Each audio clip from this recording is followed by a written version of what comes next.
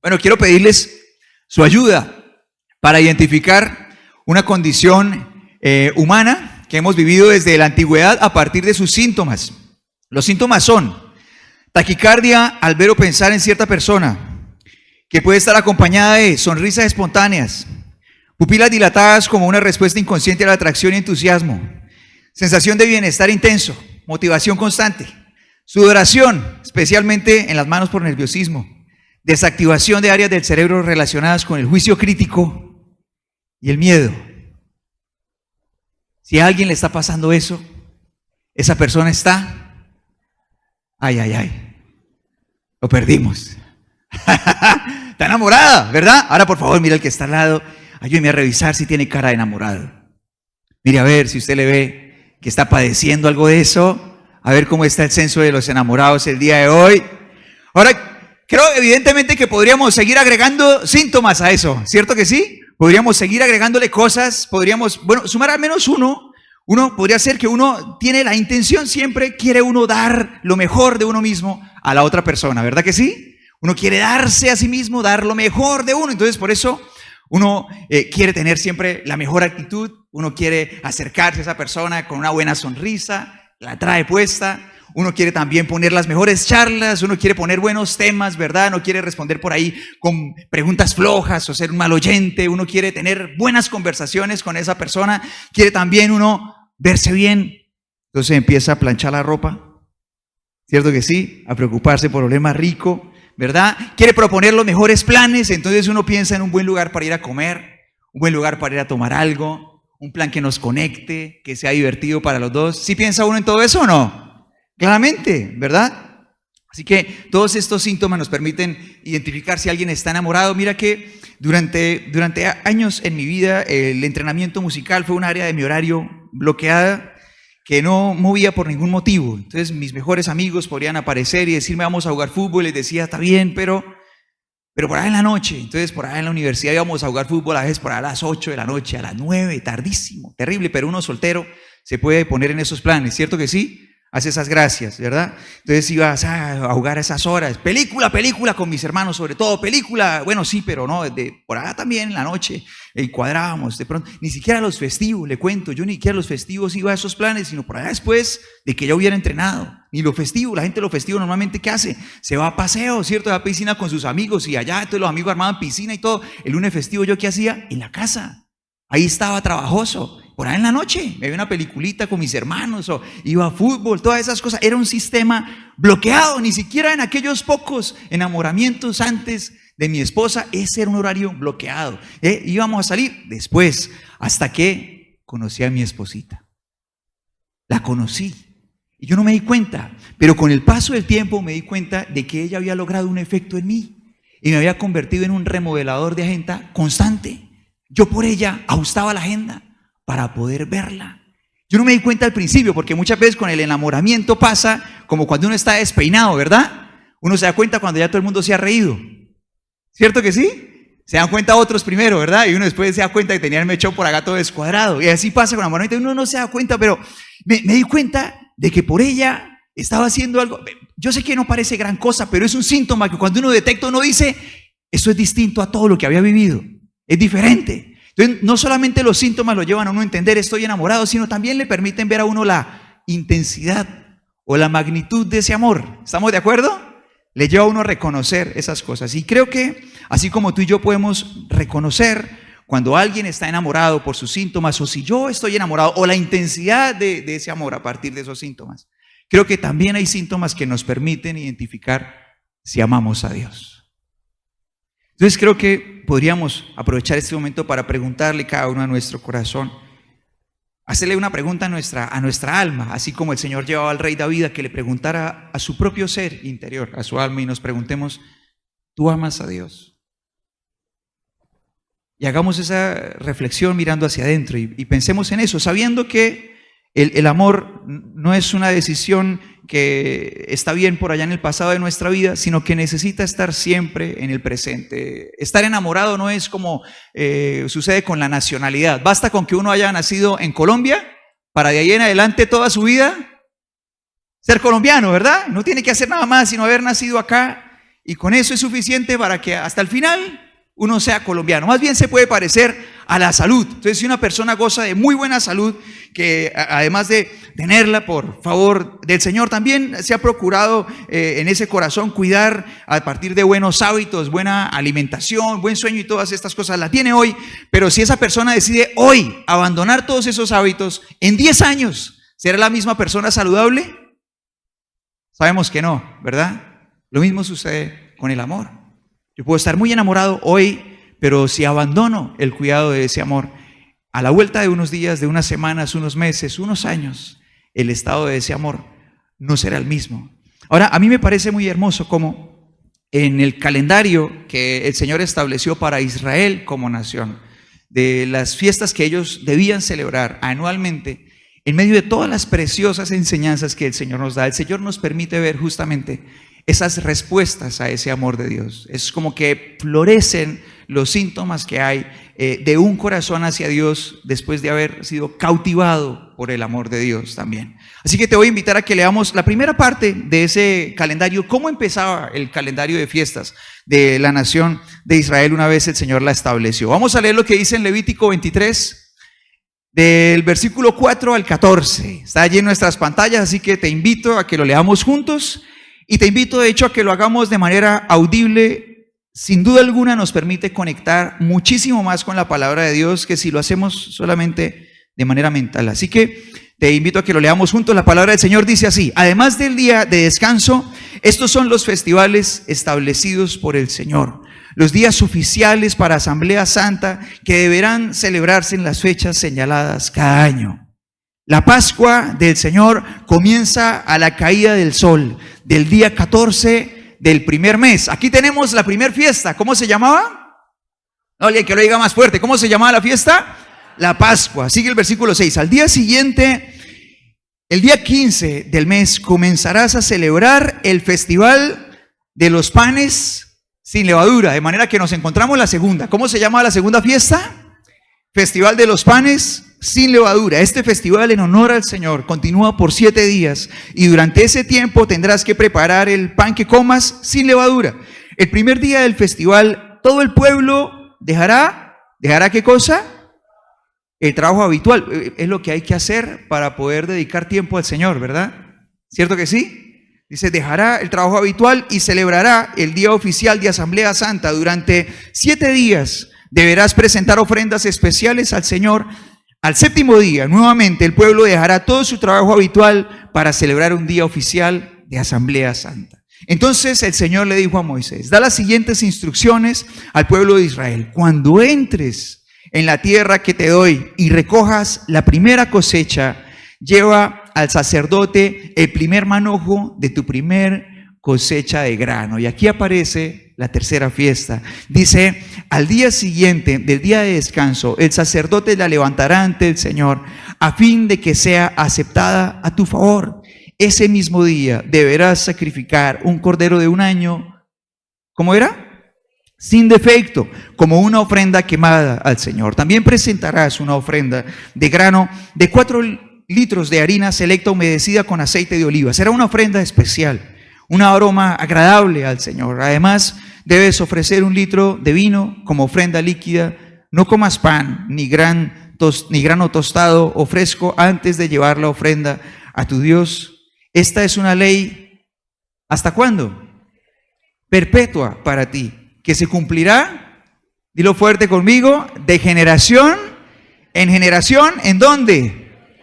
Donde quiera que vivas. Así que aquí tenemos la tercera fiesta, que tiene el título también de lo que estamos celebrando el día de hoy. ¿Cómo tenemos el título allí escrito en las pantallas? ¿Lo puedes decir, por favor? ¿Cómo es? ¿Fiesta de qué cosa?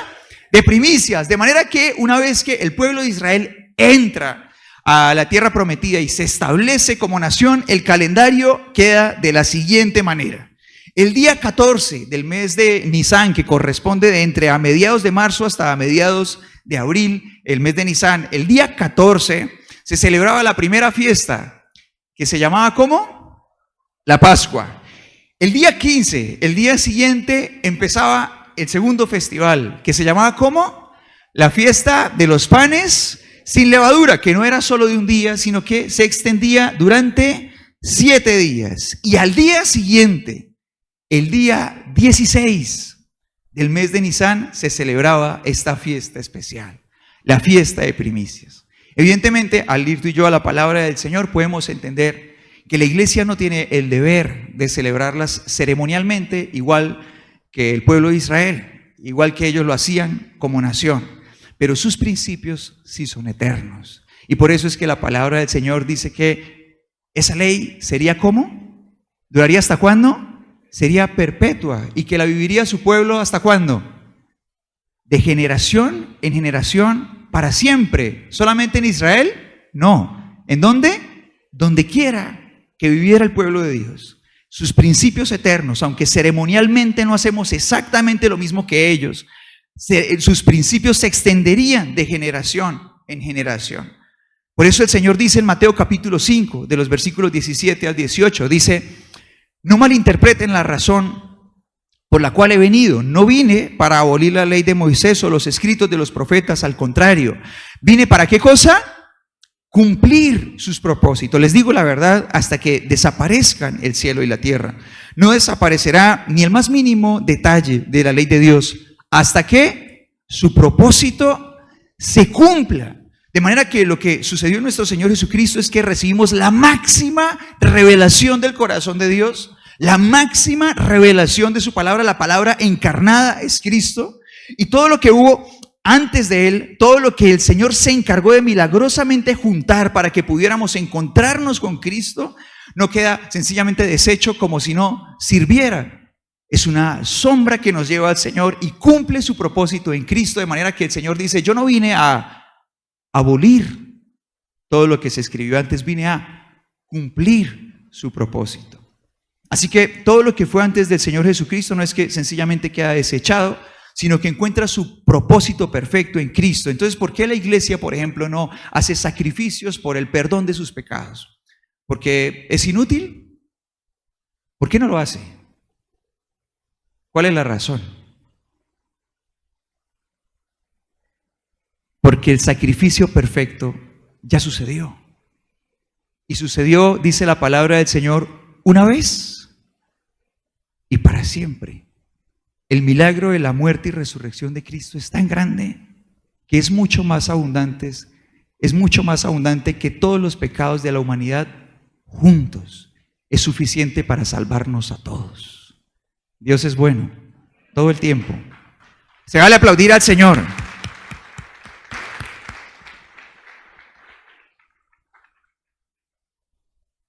Las normas que el Señor había entregado en el Antiguo Testamento de conducta moral se perfeccionan en Cristo, no son abolidas. Nosotros no aprendemos, por ejemplo, a ser fieles en nuestro matrimonio hasta que Cristo viene, ¿verdad? Nosotros nos encontramos que el matrimonio es un pacto delante de Dios que se honra, entre otras cosas, con fidelidad desde mucho antes. ¿Ahora el Señor viene a abolir eso? No, lo perfecciona. ¿Y qué nos enseña? Que la fidelidad no empieza a nivel físico, sino que la fidelidad empieza en nuestro interior. Así que no podemos andar de coquetos, ¿verdad? Ni echando el ojo, y andar por allá curioseando las redes sociales que no nos corresponden con la intención maluca que de pronto se puede generar en nuestros bajos deseos humanos. ¿Sí está conmigo o no? ¿Sí? ¿Estamos de acuerdo?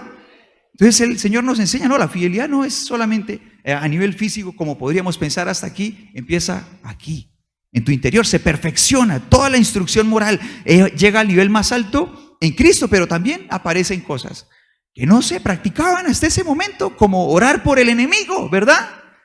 Entonces, si a la señora le cae mal la vecina, ya no puede decir que le vaya mal a esa vieja greñuda, que se le riegue la leche, que se le manche la ropa con limpio, que le pisen la trapeada, ¿verdad?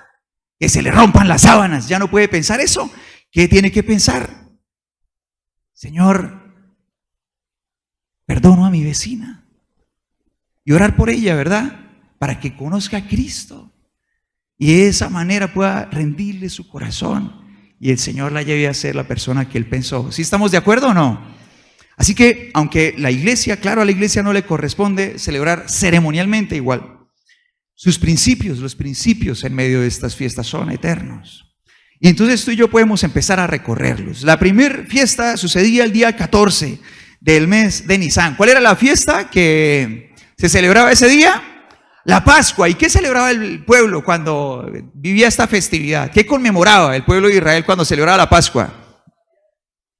Que habían sido esclavos y que el Señor los había hecho libres. Era una sombra de lo que un día nuestro Señor Jesucristo vendría a hacer por nosotros. Exactamente lo mismo. Hoy la iglesia, por ejemplo, no celebra la Pascua tal como Israel, pero nosotros sí tenemos una ceremonia para no olvidar y recordar ese milagro. ¿Cómo se llama la ceremonia que celebra la iglesia? La Cena del Señor, ¿verdad? Celebramos la Cena del Señor. Y en esa Cena del Señor celebramos el amor del Señor que nos alcanzó. ¿Merecido? ¿Quién mereció ser salvo por Dios? Ninguno, todo es pura gracia, amor unilateral que dio el primer paso y decidió salvarnos y darnos el perdón que nadie merece. El perdón nunca lo merece nadie. ¿Estamos de acuerdo en eso?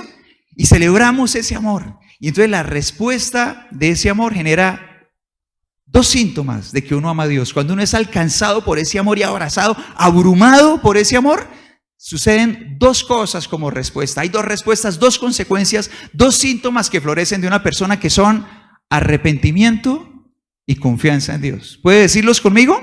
¿Cuáles son?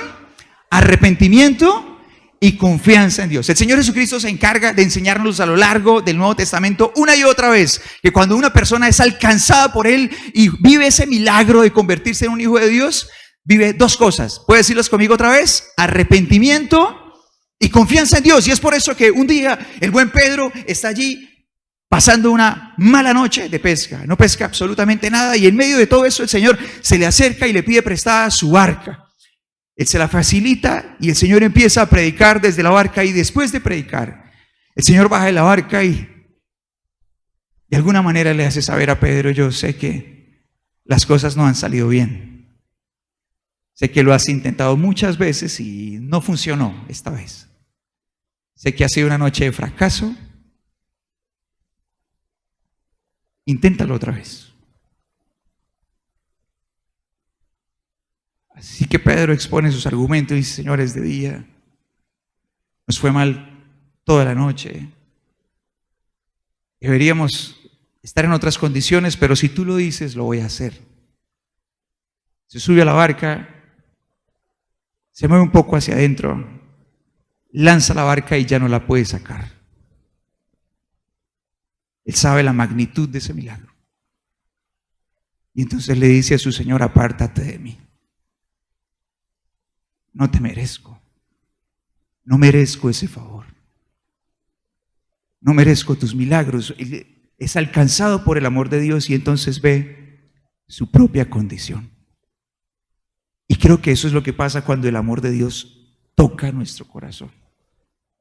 Se abre nuestro corazón para Dios y vemos nuestra condición. Nos da vergüenza. Sabemos que no merecemos tanto de Dios.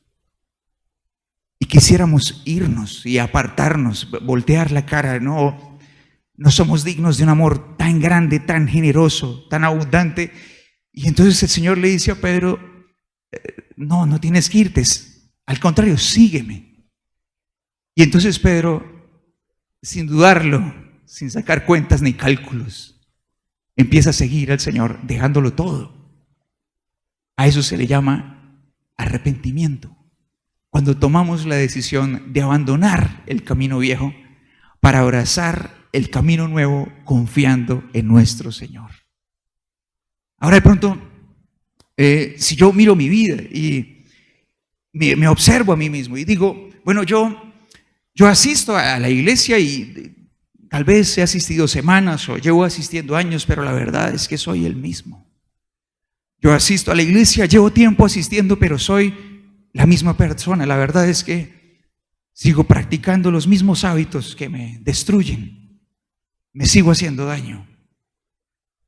La verdad es que yo asisto a la iglesia, yo voy allí a la iglesia, pero le causo a mi familia los mismos problemas. La verdad es que mi esposa me sufre igual que antes. Mis hijos me sufren igual. Mi carácter es el mismo. Cuando hay un problema en casa, todas las cosas terminan desembocando de la misma manera. Todo el mundo se altera, terminamos teniendo el mismo conflicto, peleando igual. terminamos sin hablarnos, haciéndonos daño, diciendo cosas de las que después sentimos remordimiento. La verdad, asisto a la iglesia, pero soy el mismo. No puedo calcular el daño que me hago con mis pecados, por eso los sigo haciendo y no los abandono. Ni puedo calcular el daño que le hago a otros cuando los practico. Asisto a la iglesia, pero la verdad es que soy la misma persona. Entonces, en medio de toda esa realidad se deja ver una verdad. Y es que si todo eso me pasa es porque no amo a Dios. No ha habido lugar para su amor en mi corazón, ni hay amor de vuelta hacia Él.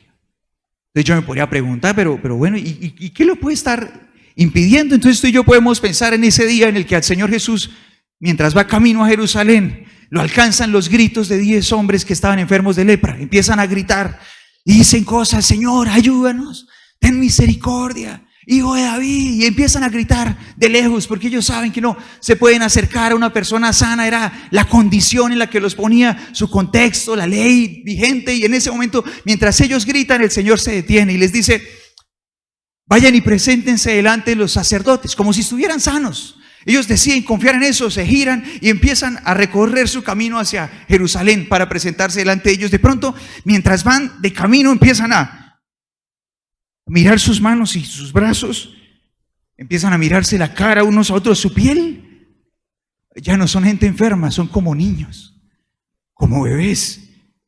Su piel está sana otra vez. Celebran, se abrazan entre ellos, gritan, se emocionan, tienen la expectativa de volver a sus vidas reales, corren todos, pero uno solo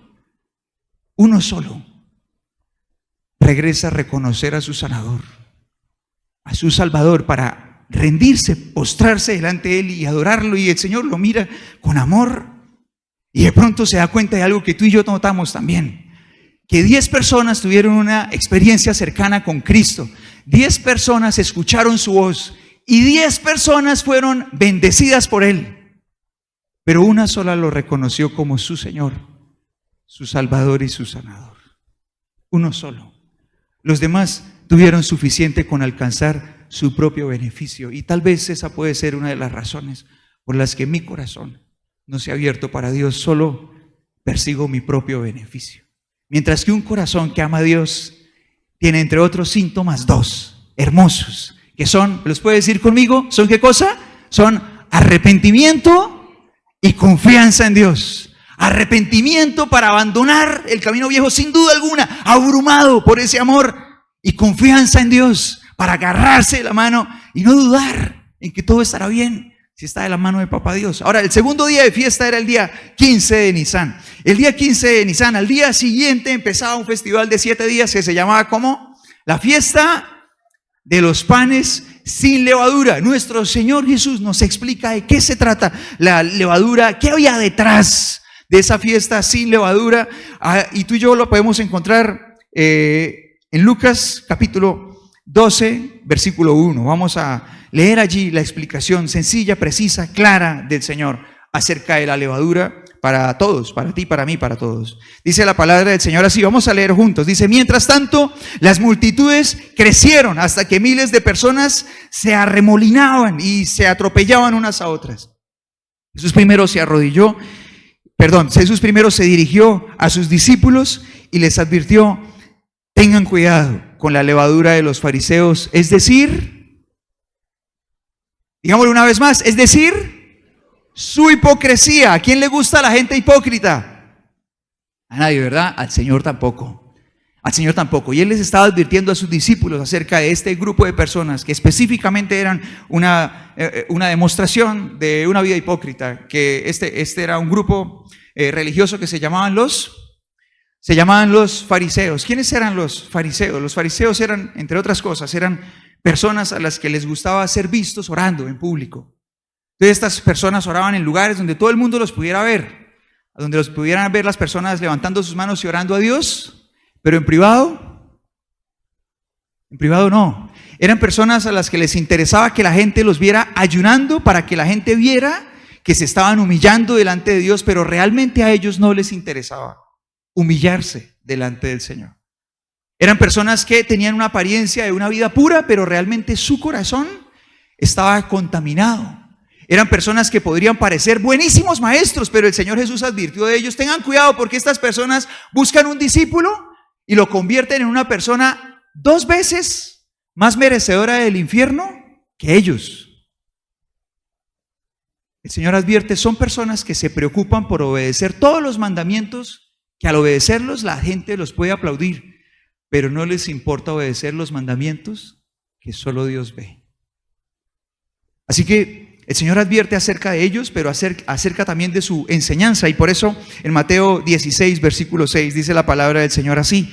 Dice: atención, les advirtió Jesús, tengan cuidado con la levadura de los fariseos y con la de los saduceos, otro grupo religioso de la época que tenía características similares. Dice, y luego en Mateo 16, 12, la palabra del Señor así. Vamos al versículo 12. Dice: entonces al fin comprendieron que no les hablaba de la levadura del pan, sino de las enseñanzas engañosas de los fariseos y los saduceos. Así que en el día 2 florece un hermoso síntoma, y es una pasión por vivir una vida de pureza, una vida real, una vida íntegra, sin levadura, una vida sin, ¿qué era la levadura? Una vida sin hipocresía, una vida de pureza. Así que tenemos ya 3 síntomas. Los 2 primeros fueron arrepentimiento y confianza en Dios, y el segundo, podríamos decir, una vida de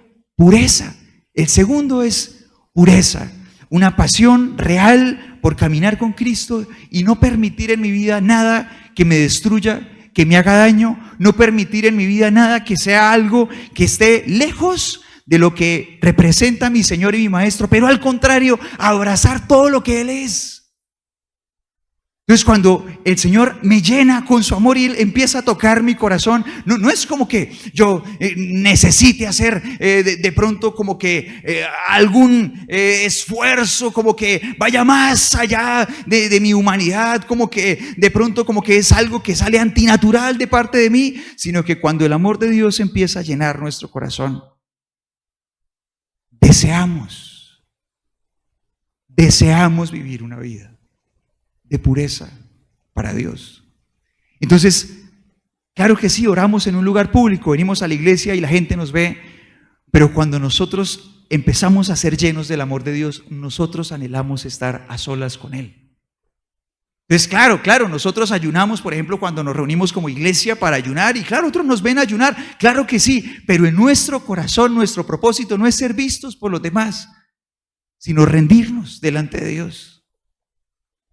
Para nosotros no es suficiente cuando empezamos a amar a Dios con que la gente diga de nosotros qué buena persona es, sino que hay una pasión por ser fieles a Dios desde lo profundo de nuestro corazón, desde nuestros pensamientos, desde lo que nadie ve, y ver florecer en nuestro corazón lo que la palabra del Señor llama una santidad hermosa. Florece dentro de nosotros una preciosa relación con Dios, donde podemos disfrutar de su presencia en cualquier momento y en cualquier lugar. Así tú y yo llegamos a la tercera fiesta, y la tercera fiesta sucede el día 16 de Nisan. El día 16 de Nisan sucede la fiesta que ya tenemos ahí la pista en las pantallas. ¿Cómo se llama? La fiesta de primicias. Y con esta fiesta florecía el 4.º síntoma, y es darle a Dios lo primero. Cuando nosotros somos llenos del amor de Dios y amamos al Señor, sin duda queremos darle al Señor lo primero. Ahora, ¿cómo lo celebraban ellos? Ya lo leímos. ¿Cómo lo celebraban? Ellos despejaban un tiempo especial para el Señor. Apartaban un tiempo especial para Él.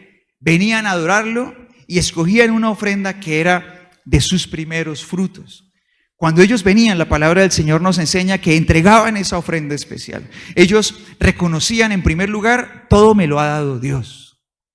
La palabra del Señor nos muestra esta escena cómo sucedía, la voy a compartir con ustedes más adelante, pero cuando una persona venía a entregarle esta ofrenda al Señor, ponía todo en una canasta y se acercaba y decía delante del sacerdote algo así como: hoy vengo a entregar esta ofrenda reconociendo que el Señor cumplió su promesa de entregarnos la tierra que prometió a nuestros antepasados. Hoy traigo esta ofrenda reconociendo que el Señor ha sido fiel. Y hoy tú y yo estamos empezando un año nuevo, habiendo terminado el primer mes.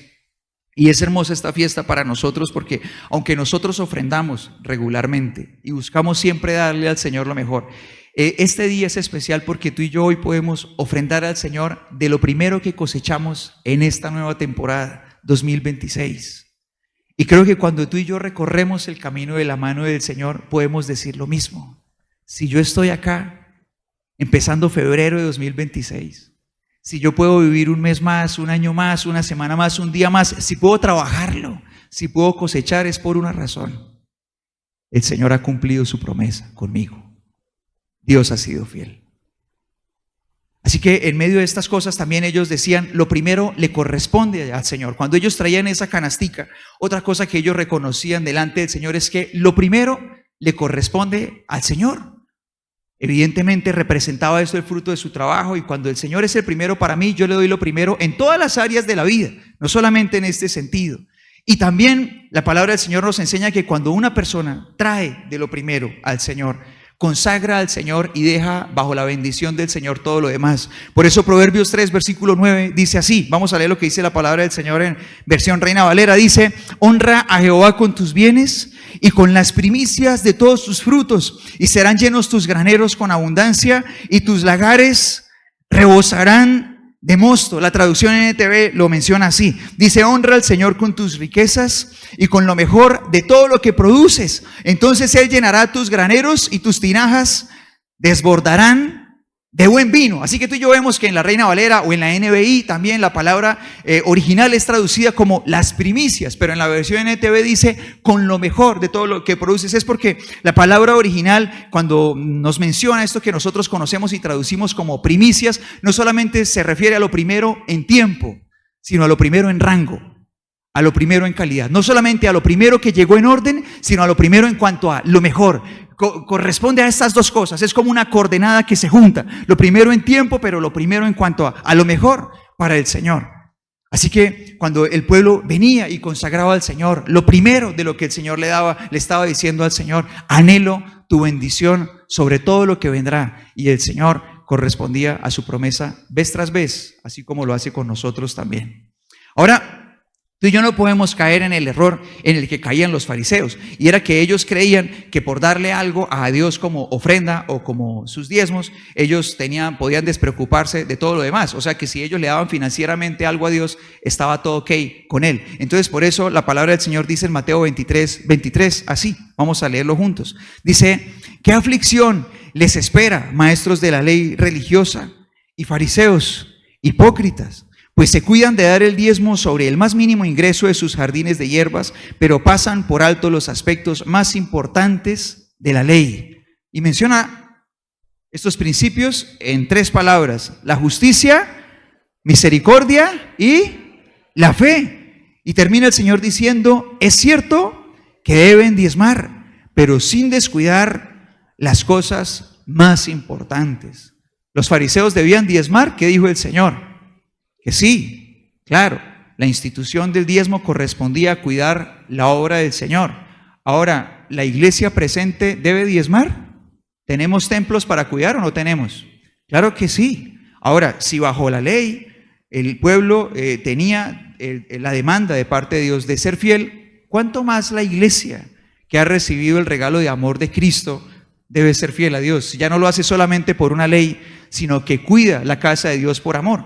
Entonces, el mecanismo de cuidado de la casa de Dios está instituido desde antes, sino que es perfeccionado por el amor. De manera que el Señor les dice a ellos, sí, deben diezmar. La cuestión es que ustedes no pueden creer que porque ustedes diezman, pueden descuidar lo más importante. Y lo resume en 3 palabras. ¿Cuáles son las cosas más importantes? La justicia, la misericordia y ¿qué más? Y la fe. Ahora mire que esta justicia no se remite a las instancias legales solamente, no solamente a los tribunales, sino que con esta palabra el Señor nos está hablando de vivir una vida recta delante de Él, podríamos decir en un sentido vertical, el Señor y yo, pero también una vida recta hacia los demás, una vida conforme a la palabra de Dios en mi relación con Él, pero que sea también conforme a la palabra del Señor en mi extensión hacia el otro. O sea, yo no puedo decir a una persona o a mi familia o a quien sea que yo tengo una bella relación con Dios si a la vez lo estoy maltratando? ¿Sí está conmigo? Yo no puedo llegar allá a mi trabajo y decir, no, es que yo soy un súper cristiano, si a la vez mis empleados, mis compañeros de trabajo o mis jefes se sienten irrespetados por mí. ¿Sí? ¿Estamos de acuerdo? Eso es vivir una vida injusta.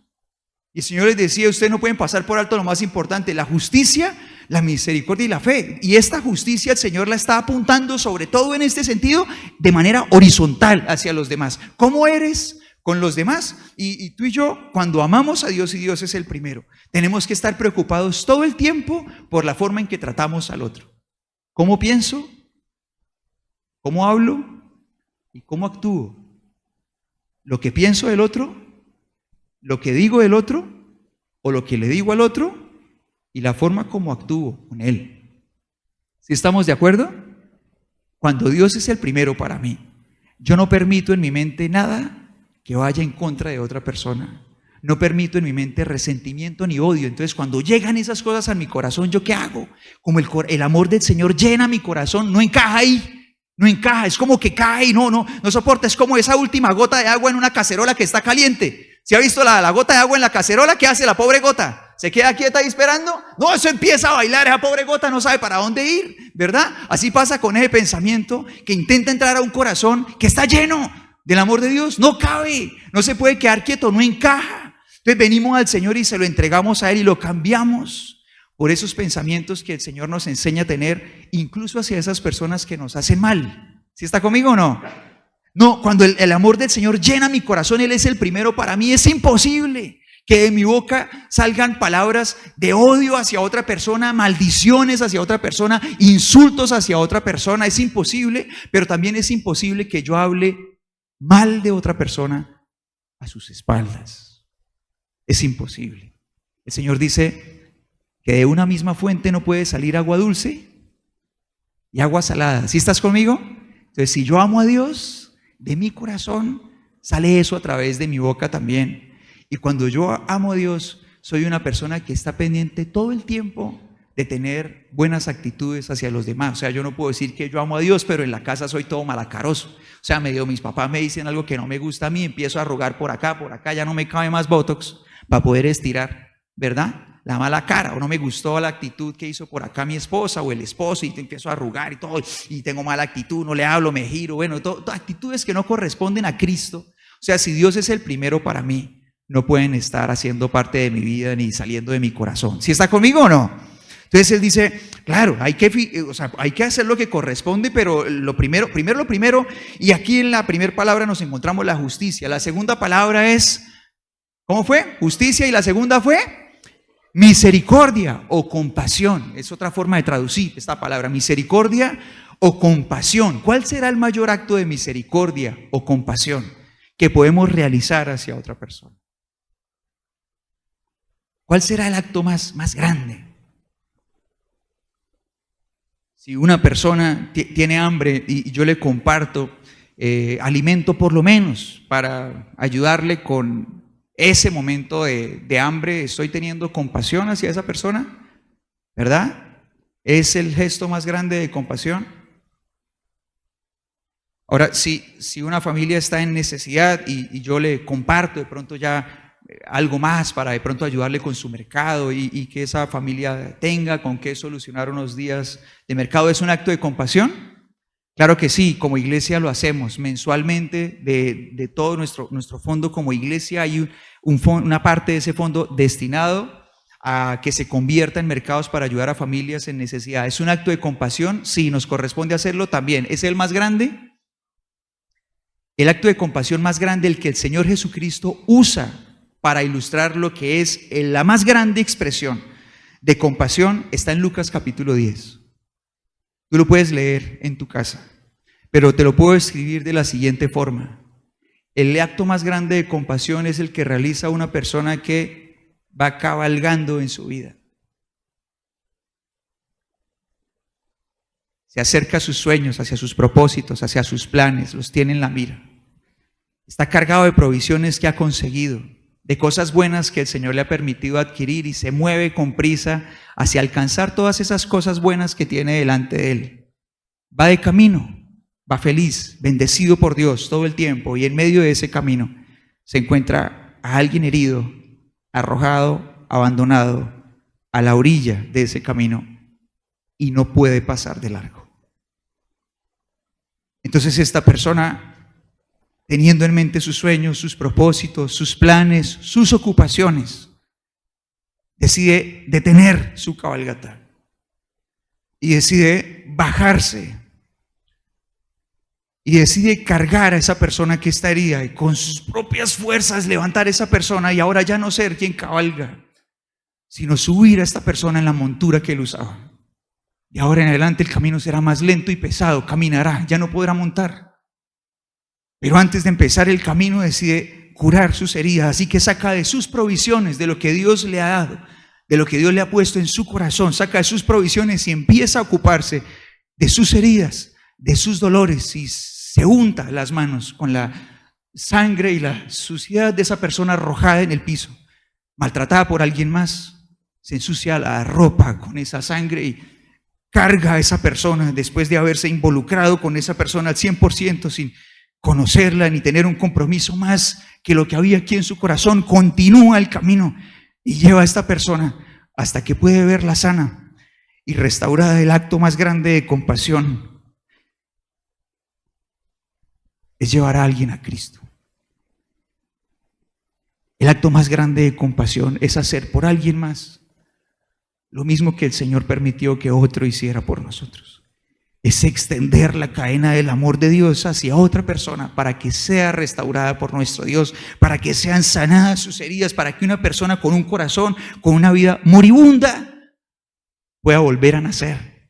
Es el acto más grande de compasión. Así que si Dios es el primero para mí, yo debo vivir una vida en la que estoy haciendo lo que el Señor me llamó a hacer por otros. Porque si yo soy una persona bendecida por Dios, que de pronto camina con su palabra en mi corazón, pero sé que el Señor me llamó a hacer eso y hacerlo juntos como iglesia, porque nos llamó a hacerlo así, pero no lo hago, no me parezco a esa persona, sino a otras dos personas de esa historia, que recorrieron exactamente el mismo camino, pero cuando vieron a esa persona herida, con toda esa palabra de Dios en su corazón, con toda esa bendición dentro de él, con todos esos sueños y propósitos, dijeron: Dios te bendiga, oraré por ti, pero yo sigo de largo. ¿Sí está conmigo? Cuando tú y yo vivimos una vida cargada del amor de Dios, no podemos. Es que no es que uno diga: uy, qué plan. Es que no podemos ser indiferentes a lo que Dios nos llamó a hacer. No podemos hacerlo. Es imposible pasar de largo. Y la tercera palabra que el Señor dice es la fe. Así que el Señor dice que las cosas más importantes son la justicia, la misericordia y la fe, que no solamente está orientada al hecho de decir que yo creo en Dios y que confío en aquello que no veo, que es la definición que nos da Hebreos, sino que la palabra del Señor en cuanto a su definición de fe es más extensa que eso. Y por ejemplo, en este caso, la palabra fe lo que nos invita a darnos cuenta es de que esa fe que nosotros decimos tener, que creemos en Dios, que su palabra está en nuestro corazón, debe ser una fe esa que genera ese patrón de vida en nosotros, debe generar inspiración. Aquello que digo creer debe generar convicción. Que si alguien me ve diciendo yo creo en Dios, no debe generar desilusión, no debe generar desmotivación, sino que debería encender una llama: yo quiero conocer a Dios también. Es decir, que si alguien ve a un creyente, a un hombre, y lo ve caminando con Dios, y ve a esa persona, ve cómo trata a su esposa, dice: yo quiero aprender a tratar a mi esposa como él la trata. ¿Qué es lo que pasa? Es que sigue a Cristo. No, yo veo a esos padres como son con sus hijos, tienen una forma de crianza que me parece súper inspiradora. ¿Cómo lo hacen? De pronto me veo ya entendí la clave. Es que ellos caminan con Dios. Ya entendí. Yo quiero, ¿por qué esos hijos son así? ¿Por qué esos chicos? ¿Por qué no son todos locos como unos cabros? ¿Por qué como que con propósito? ¿Por qué como que son íntegros? ¿Por qué como que tienen principios potentes? ¿Por qué? Ya entendí. Es que caminan con Cristo. Y entonces la vida de alguien que está abrumado por el amor de Dios se convierte en inspiración para otros. De manera que darle lo primero a Dios no consiste solamente en una parte de nuestra vida. No consiste solamente en darle lo primero, en este caso, de los frutos de nuestro trabajo en un año. Darle lo primero al Señor consiste en entregarnos a Él por completo. Así que el día 14 de Nisan, así como se celebraba la Pascua, un viernes 14 de Nisan, murió nuestro Señor Jesucristo colgado en un madero. El día 15 de Nisan, mientras se empezaba a celebrar la fiesta de los panes sin levadura, nuestro Señor estuvo en una tumba. Y el día 16, un domingo, 16 de Nisan, resucitó nuestro Señor Jesucristo, las primicias, el primero de todos los hijos de Dios que un día seguiríamos su camino. Dios es bueno, nos ama profundamente. Hoy estamos aquí para celebrar el amor de Dios. Hoy estamos aquí para celebrar que nuestro Señor nos amó y como consecuencia de ese amor, tú y yo tenemos estas respuestas.